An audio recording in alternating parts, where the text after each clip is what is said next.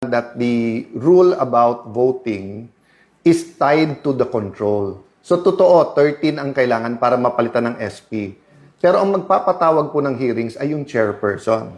So, isang strategy po ngayon ng 11, kaya napansin nyo po, every weekend, sila ang gumagawa ng sinasabi nila, may babaliktad, may sasama na sa kanila, may nag-iisip.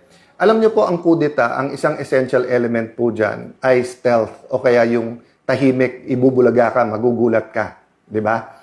So, bakit sila maingay about it? One is to try to create distrust among the 13.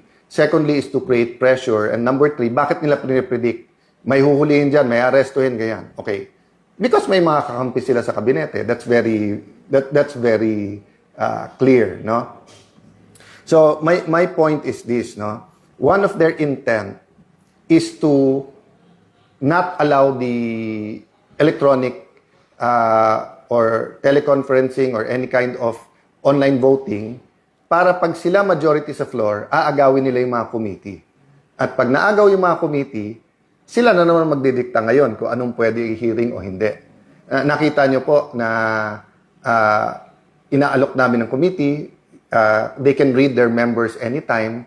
So, nagugulat lang ako kay let's say kay Senator Erwin paulit-ulit na wala daw napasa during my time and